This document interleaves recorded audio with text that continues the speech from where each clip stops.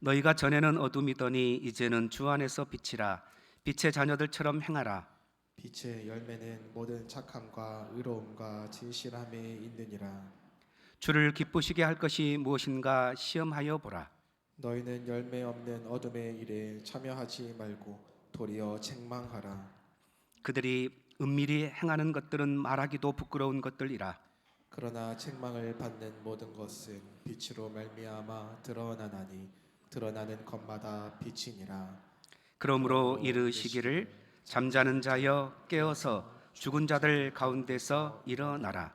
그리스도께서 너에게 비추이시리라 하셨느니라. 아멘, 아멘. 요즘 세상 돌아가는 것을 보고, 그리고 뉴스에 끔찍한 사건들이 일어나는 것을 보고, 세계 전쟁을 통해서 인간의 목숨을 파리 목숨처럼 여기는 것을 보면서 우리는 이런 의문을 갖습니다. 정말 인간에게 또 가능성이 있는가? 사람이 변할 수 있을까? 그러면서 사람은 절대 안 변해. 이제 이런 좀 굉장히 우리 가운데 듣기 힘든 말을 하죠. 어쩌면 우리 자신을 보면서도 우리가 그렇게 생각할 때가 있어요. 나는 왜 이렇게 잘 안 변하는가? 그런데 성경은 전혀 다른 이야기를 우리 가운데 들려줍니다. 성경은 사람이 조금 나아질 수 있다고 말하지 않고, 성경은 사람이 완전히 새로운 존재가 된다고 말씀하고 있어요. 고린도후서 5장 17절에도 이전 것은 지나갔으니 보라 새로운 피조물이다, 이렇게 말씀하고 있죠. 특별히 오늘 우리가 읽은 에베소서는요, 그 놀라운 변화를 가장 강력하게 보여주는 서신서입니다. 에베소서 1장부터 3장까지는 하나님께서 우리에게 어떤 일을 행하셨는지를 쫙 이렇게 알려주고 있어요. 하나님께서 우리가 죄로 죽었었는데 아들을 이 땅에 보내주셨어요. 아들을 믿음으로 우리에게 생명을 얻고 하나님 자녀되게 하셨다는 것이 에베소서 3장까지의 말씀입니다. 그리고 4장부터는 이렇게 묻습니다. 그렇다면 이제 우리가 어떻게 살아야 하는가? 구원받은 사람은 새로운 삶을 살아야 한다는 말씀이지요.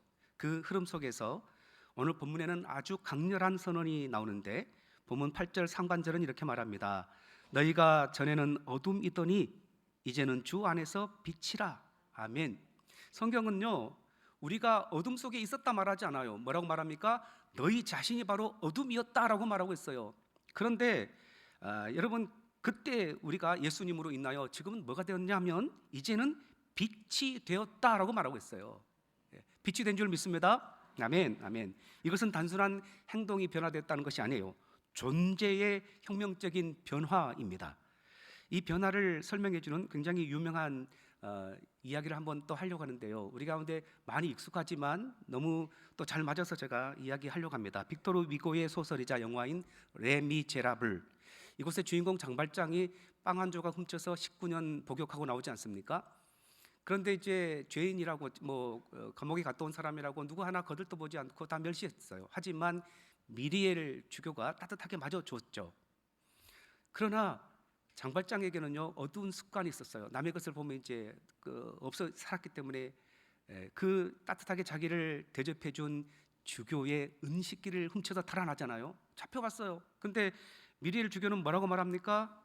아니, 내가 은초 때까지 주었는데 왜 은초 때는 잊고 그냥 가셨어? 경찰이 떠나간 후에 침묵하는 장발장에게 주교는 그의 인생을 송두리째 바꿀 선언을 이렇게 합니다. 장발장, 나의 형제여, 나는 이제 당신의 영혼을 어둠으로부터 사서 하나님께 드렸소. 이 말을 듣고 장발장이 그 영화에 보면요, 그날 밤에 홀로 언덕에 서서 절규하며 이렇게 고백합니다. 노래를 하더라고요. 나는 누구인가? 나는 죄수 번호 24601인가? 아니면 주교가 말한 그 형제인가? 이 장면에서 그는 절규하듯 하나님 앞에 이렇게 고백합니다. 이제 예전의 장발장은 죽었다. 나는 이제 변화되어야 한다. 다른 세상을 살아야 한다. 그러면서 자신을 올가매던 죄수 통행증 있잖아요. 그걸 갈기갈기 찢어서 공중에 싹 뿌려버립니다. 흩날리는 조각 너머로 전에는 어둠이었던 한 인간이 그리스도의 사랑의 빛을 받아서 완전히 이제는 빛으로 다시 찬란하게 태어나게 됩니다. 그리고 장발장이 이름을 바꾸죠. 뭐라고 바꿉니까? 마들렌이라고 바꿉니다. 그리고 정말로 새로운 삶을 살아요. 그가 열심히 사업을 해서 돈을 많이 벌어 성공합니다. 그리고 선행과 성실을 자기가 살아가는 동네의 시민들에게 막 베풀어서 시장으로 선출됩니다. 그리고 그는 가난한 사람들을 돕는 자선가로 탈바꿈하게 되죠. 여러분, 에베소서가 말하는 복음의 능력이 바로 여기에 있습니다. 우리는 어둠 속에 살던 어둠 그 자체였어요. 그러나 하나님은 그리스도의 빛으로 우리를 완전히 다른 존재가 되게 하셨어요. 그래서 바울은 오늘 우리에게 이렇게 말합니다. 너희가 전에는 어둠이더니 이제는 주 안에서 빛이라. 그리고 이어서 이렇게 명령합니다. 빛의 자녀들처럼 행하라. 여러분, 빛의 자녀는 어떻게 행해야 될까요? 오늘 본문에는 세 가지로 말합니다. 첫 번째, 빛의 자녀는 삶의 열매로 신분을 증명하는 것이죠. 본문 8절 하반절은 우리에게 고면합니다. 빛의 자녀들처럼 행하라. 빛의 자녀라는 것은요, 머릿속에 있는 관념이 아니에요. 삶으로 드러나는 것입니다. 9절은 그 열매를 이렇게 알려줍니다. 빛의 열매는 모든 착함과 의로움과 진실함에 있느니라. 여러분, 빛이 비치면요 열매를 맺어요. 우리가 보통 성령의 열매에만 익숙한데요, 빛에도 열매가 있다는 거죠. 우리가 빛의 자녀가 되었기 때문에 열매 맺는 삶을 살아야 한다고 말씀하고 있어요. 먼저 착함인데요, 이 착함은 단순히 성격이 유순한 것을 말하는 것이 아니에요. 어떤 사람은요 정말로 유순하기도 하고 말없이 조용한 분 계세요. 진짜 어떤 분들 그러죠. 있는지 없는지도 모를 정도로 얌전하고, 그런 사람이 착한 것은 아니에요. 말할 수가 없을 뿐이지. 오늘 본문에서 말하는 것은요, 타인을 향한 적극적인 선의를 내보이는 것을 착함이라고 말하는 거죠. 비록 내가 손해를 본다 할지라도, 비록 내 감정이 따라주지 않는다 할지라도 도저히 용납하고 사랑할 수 없는 사람에게 먼저 손을 내미는 것, 이것이 바로 착함이에요. 2차 세계대전 당시에 나치의 강제 수용소에서 가족을 잃고 모진 고초를 겪었던 코리 텐붐 여사가 전후에 이제 독일의 한 교회에서 용서에 대해서 말씀을 나누고 있었어요. 용서. 하나님이 우리를 용서해 주셨기 때문에 우리도 서로 용서하는 것이 마땅합니다. 이렇게 말씀을 나누고 내려왔는데 어떤 한 사람이 와서 손을 내미는 거였어요. 악수를 하려다 보니까요, 쳐다보니까 그 나치 수용소에서 자기 친언니를 죽게 만들었던 사람, 그리고 자신에게 다 할 수 없는 생생했던 그 모욕을 안겨준 그 간수가 손을 내미는 것이었어요. 손을 얼른 집어넣습니다. 그러면서 이렇게 마음속으로 비명을 질렀어요. 주님, 저는 저 사람 용서할 수 없어요. 그런데 자신이 용서의 말씀을 전했잖아요. 그리고 주님께서 계속 그 사람에게 손을 내밀라고 말씀하시는 것만 같았어요. 그래서 그렇게 또 속으로 외쳤습니다. 그렇다면 저에게 빛을 비추어 주세요. 그러면서 의지적으로 손을 내밀어서 그 옛 간수에게 손을 잡았어요. 그때 놀랍게도 자신의 어깨로부터 손으로 따뜻한 사랑의 전류가 흐르는 듯 했어요. 그녀는 눈물을 흘리며 말했습니다. 형제여, 온 마음으로 당신을 용서합니다. 여러분, 이것이 빛의 열매인 착함이라는 것입니다. 착함이 뭔지 아시겠죠? 하나님의 사랑에, 또 하나님의 은혜가 동기가 되어서 정말로 어려운 사람에게 손을 먼저 내미는 것, 이것이 착함이라는 거죠. 두 번째는 의로움입니다. 의로움은 하나님 앞에서 올바른 기준을 지키는 건데, 세상은 어떻게 살든지 나는 하나님께서 보고 계신다, 이 마음 가지고 살아가는 것이죠.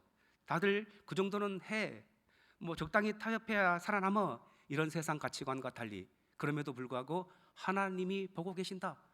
꿈 많은 요셉이 그 젊은 혈기 앞에서도 하나님 앞에서 범죄할 수 없다라고 옷을 벗어들고 안주인의 유혹을 뿌리치고 나왔지 않습니까? 하나님 앞에서 살아가는 것, 여러분, 아무도 보지 않는 곳에서도 여전히 하나님은 보고 계신 줄 믿습니까? 그래서 직장에서 자신의 이익보다 하나님의 의로움을 선택하는 것, 이것이 바로 의로움인 거죠. 세 번째가 진실함인데요, 진실함은 겉과 속이 같은 투명함입니다. 어둠의 특징은요, 무언가를 자꾸 덮으려고 하고 감추려고 해요. 그러나 빛은 드러내는 거잖아요. 얼마 전에 외신을 통해서 보도된 충격적인 사건 하나가 기억나는데요, 중국의 한 유명 뷰티 인플루언서가 수만 명의 시청자와 라이브 방송으로 소통하고 있었어요. 그런데 화면 속 그녀는요, 보정 필터를 끼고 있었어요. 그래서 덕분에 송출되는 영상에는 인형 같은 얼굴, 맑은 피부톤의 아름다운 여인으로 비춰졌어요. 그런데 방송 도중에 기술적 오류로 인해서 그만 뷰티 필터가 몇 초 동안 꺼져버린 거였어요. 그래서 단 몇 초의 순간이지만 화면에 필터에 가려졌던 그녀의 실제 얼굴, 평범하고 약간 못생긴 듯한 그녀의 얼굴이 딱 나가버린 거죠. 그러자 수많은 시청자들이 순간에 팔로우를 끊고 비난의 글을 쏟아냈다는 이런 이야기였습니다. 여러분, 이것이 오늘 어쩌면 우리가 살아가는 이 세상에 민낯이 아닌가 생각을 하게 됩니다. 우리는 사람들에게 좋은 모습을 보여주기를 원해요. 그래서 뭐 인스타그램이랄지 자기가 하는 뭐 이렇게 카톡 사진 프로필이라고 하는가요? 어릴 때에 찡그른 얼굴 잘 안 올려요. 활짝 웃고 멋지게 잘 나오는 것만 보여줍니다. 그리고 예배드리는 우리조차도 혹여나 내 과거의 상처, 허물이 드러날까 봐서 얼른 인사도 안 하고 그냥 지나가 버리는 분들이 많아요. 모임도 잘 안 나오고. 왜요? 우리 가운데 가리고 싶은 것이 있기 때문이 그렇죠. 그러나 성경이 말하는 진실함은 필터 없는 삶이에요. 남들이 우러러보는 가짜의 내 모습이 아니라 하나님은 이런 모습이라도 사랑하시고 나를 불쌍히 여겨 하나님 자녀 되게 하셨다는 진실한 모습으로 나를 보여주면서 울면서 기도하며 그렇게 교제하는 삶, 이것이 바로 진실함인 거죠. 여러분, 그러면 이렇게 착함과 의로움과 진실함의 이 열매, 이것을 어떻게 우리의 삶에 주렁주렁 맺힐 수 있을까요? 비결이 10절입니다. 10절은 이 열매를 맺는 비결을 이렇게 말해주죠. 주를 기쁘시게 할 것이 무엇인가 시험하여 보라. 우리가 이 시대 가운데 그냥 단순히 내 인격 그리고 내 성품의 열매를 맺으려고 하면 맺을 수 없어요. 그러나 오늘도 하나님이 기뻐하실 것이 뭔가, 내 행동 그리고 내 생각, 내 다른 사람에게 접근하는 태도, 하나님이 정말 기뻐하신가, 이런 마음 가지고 한다면 나도 모르게 착함과 의로움과 진실함의 열매를 맺게 될 줄 믿습니다. 두 번째는 빛의 자녀는 세상의 어둠을 드러내고 생명을 살려낸다는 것입니다. 11절은 우리에게 엄중하게 명령합니다. 너희는 열매 없는 어둠의 일에 참여하지 말고 도리어 책망하라. 여기 두 가지 명령이 있죠. 하나는 참여하지 말라, 그리고 하나는 책망하라는 거죠. 왜 우리가 어둠의 일에 참여하지 말아야 됩니까? 어둠에 속하면서 어둠을 책망할 수는 없거든요. 여기서 책망하라라는 말은요, 그냥 지나가는 사람 혹은 이렇게 마음에 안 드는 사람을 비난하고 정죄하라라는 뜻이 아니에요. 이 단어의 참 뜻은 내 자신이 받은 빛을 비추어 실체를 드러내다는 뜻이죠. 그러니까 어둠 속에 숨겨진 것을 나의 착한 행동과 하나님 앞에 순종하는 마음을 통해서 다른 사람이 자신의 잘못을 깨닫도록 하라라는 것입니다. 이 시대의 대표적인 예가 바로 독일의 디트리히 본회퍼 목사입니다. 오늘 아까 우리가 선한 능력으로 찬양도 불렀잖아요. 이분의 찬양시라고 알려져 있어요. 이 본회퍼 목사님은요, 나치의 광기가 전 유럽을 덮을 때에, 교회들이 조용하고 아무 목소리도 내지 않을 때에 그는 안정적인 미국에서의 교수직을 내려놓고 고국 독일에 돌아가서 저항의 길을 택했습니다. 그분이 이렇게 외쳤어요. 미친 운전사가 차를 몰고 사람들을 치고 다닌다면 목사는 그 희생자들의 상처를 싸매주는 일만 해서는 안 된다. 그 차에 바퀴 사이에 막대기를 끼워 넣어 차를 멈춰 세워야 한다. 그리고 그는 독일의 이런 나치 정부에 대항하여 목소리를 내기 시작했어요. 반정부 인사로 그는 잡혀 감옥에 들어갔습니다. 그리고 그곳에서 순교하게 되었어요. 하지만 그의 거룩한 저항은 시대의 어둠 속에 정의의 빛이 무엇인지 똑똑히 보여주는 삶이 되었죠. 이것이 바로 어둠의 일을 책망하는 빛의 자녀의 강렬한 모습이죠. 그런데 여러분, 우리 모두가 다 그렇게 살 수만은 없어요. 그런 특별한 은혜를 받은 사람들은 앞에 나가서 막 그렇게 할 수 있지만 우리 같이 소시민은 그렇게 하기가 쉽지 않습니다. 그렇죠? 그런데 우리에게 필요한 빛의 책망은요, 우리도 얼마든지 실천할 수 있는 것입니다. 거대한 불의와 싸우는 것만이나 위대한 것이 소소한 삶에서 예수 그리스도의 향기를 바라는 것이에요. 오래전 미국의 한 대도시에서 있었던 일인데, 한 청년이 거듭된 실패 끝에 스스로 목숨을 끊고자 결심을 합니다. 마지막으로 도심의 다리를 건너보고 자신이 살던 곳을 한번 걸어보고자 걷고 있었어요. 그의 눈에는 온 세상이 어둠뿐이고 실패뿐이었어요. 그런데 그 길목에서 가게 앞을 쓸고 있던 한 할머니가 그에게 환하게 웃으면서 인사를 건넨 것입니다. 여복의 젊은이, 오늘 날씨 참 좋지? 하나님이 자네를 위해 예비하신 선물 같은 날이라네. 기운 내게.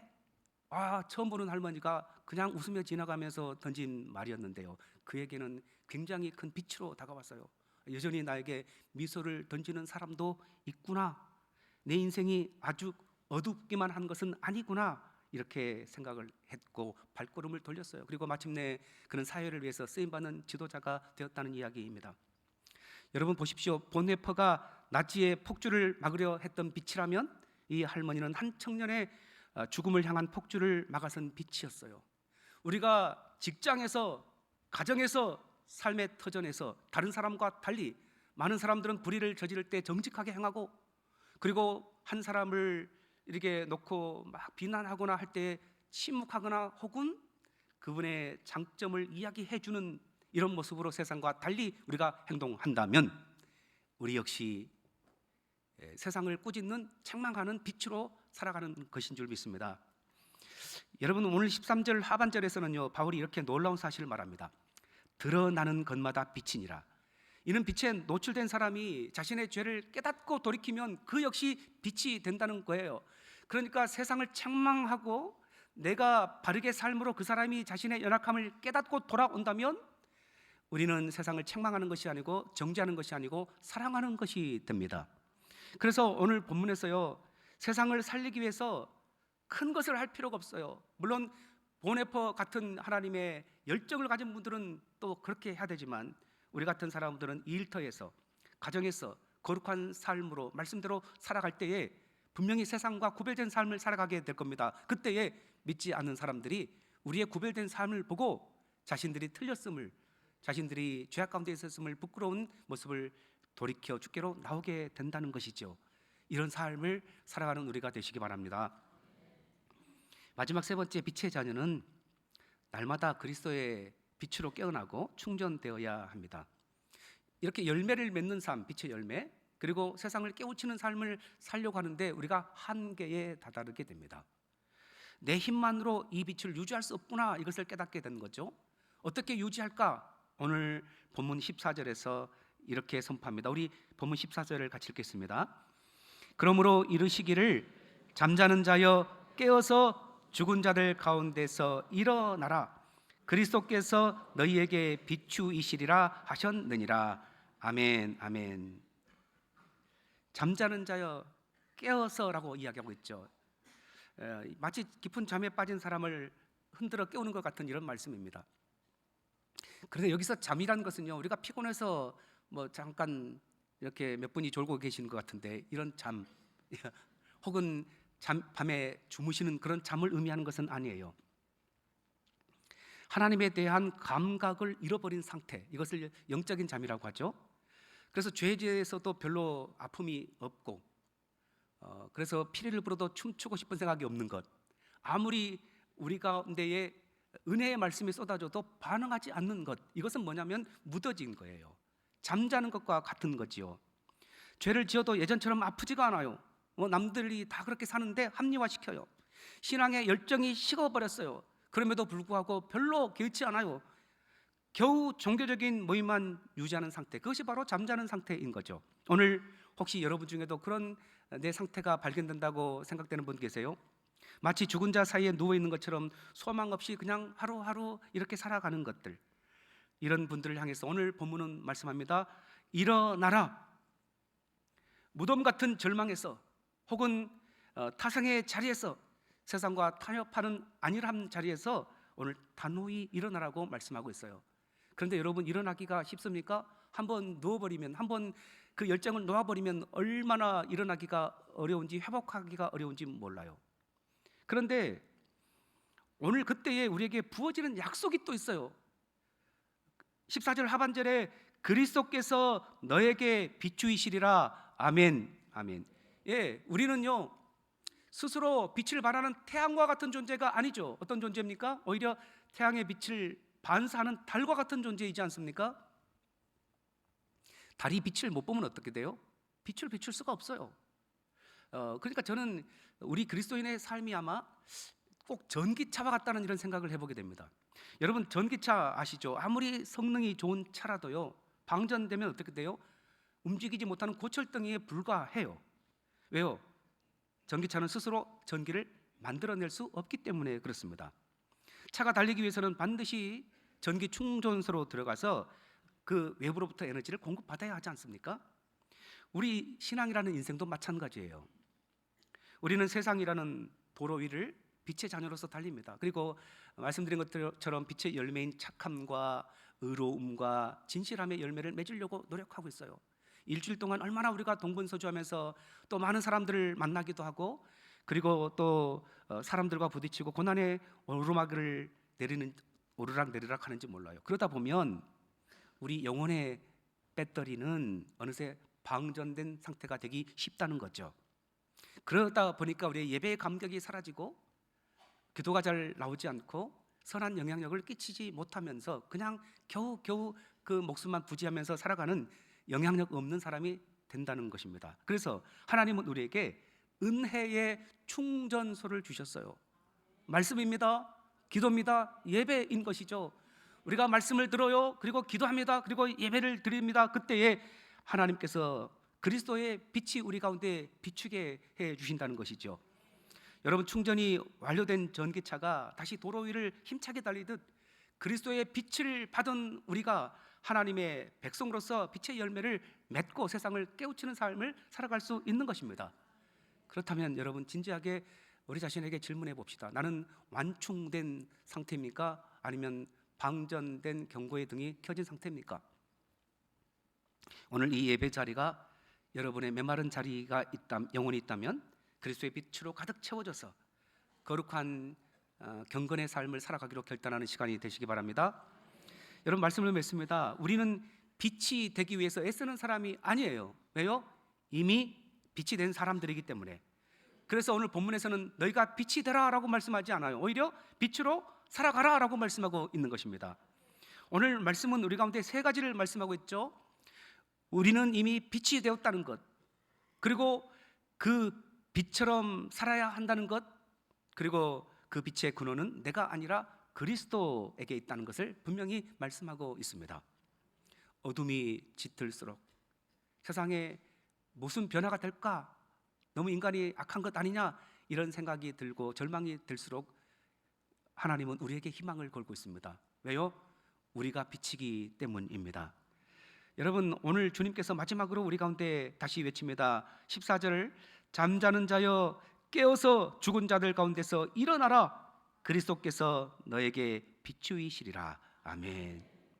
그리스도께서 우리 가운데 비추기 때문에 우리는 일어날 수 있고 또 실제로 빛으로 살아야 하는 것이죠. 그래서 여러분 가정에서, 그리고 삶의 터전에서, 세상에서 다시 한번 빛으로 살아가는 우리가 되시기 바랍니다. 왜요? 우리가 그리스도의 빛을 품었기 때문에 우리가 가는 곳에 생명의 역사가 일어날 줄 믿습니다. 기도하겠습니다. 살아계신 아버지 하나님, 죄로 인해서 죽었던 우리를 그리스도로 인하여 살려주시고, 하나님, 어둠이었던 우리를 이제는 너희가 빛이다 라고 말씀해 주시니 감사합니다. 빛의 자녀처럼 행하게 하여 주옵소서. 착함과 하나님 앞에서 진실함과 의로움의 열매를 맺는 삶 되게 하여 주시옵소서. 하나님, 우리의 거룩한 삶을 통해서 세상이 하나님 부끄러워하게 하여 주시고 주께로 돌아오는 역사가 있게 하여 주시옵소서. 우리가 쓰러지거나 또는 넘어질 때 하나님 다시 한번 은혜 앞에 나와서 빛 대신 주님으로 더 풍족하고 충전되어서 마음껏 세상에 빛으로 살아가는 주의 자녀들 되게 하여 주시옵소서. 예수님 이름으로 기도하옵나이다. 아멘.